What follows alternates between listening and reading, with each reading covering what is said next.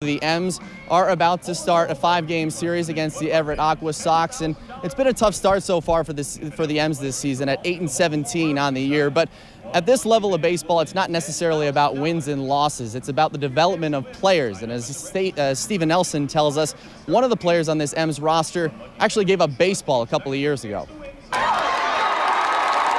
For M's pitcher Justin Livengood, a career in professional baseball wasn't always the plan. I've always grown up hunting and fishing, and I thought as an 18-year-old kid that hunting and fishing was what I wanted to do for the rest of my life. After graduating from high school in 2008, Livengood put down his glove and walked away from the game. I would have been wasting another coach and another team's time if I'd have went and played college baseball out of high school. You know, I didn't give up on baseball, but I just knew that it wasn't fair to the game to go at it and, not be 110% for it. He enrolled at Cape Fear Community College, found work at a marina seafood restaurant, and spent a lot of time hunting and fishing. The Walburg, North Carolina native went nearly 3 years without a lick of baseball when an invitation to watch an old high school teammate play brought him back to the ballpark. The amount of fun he was having, still having as, 21, 22-year-old kid out there still playing baseball like it was the first time he played baseball.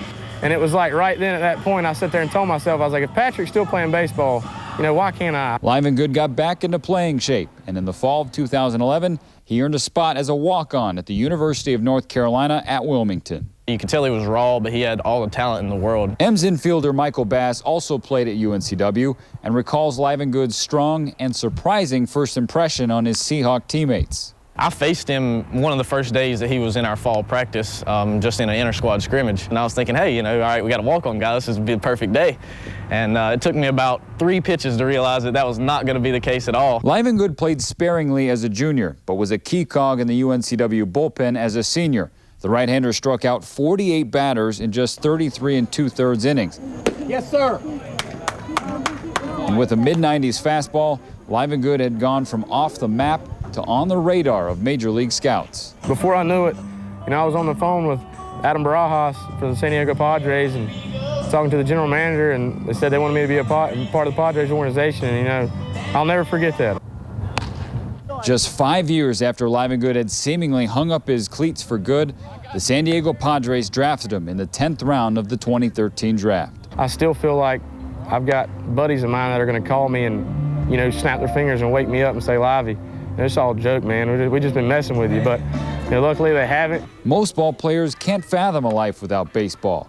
Livengood has lived it and has a better perspective because of it.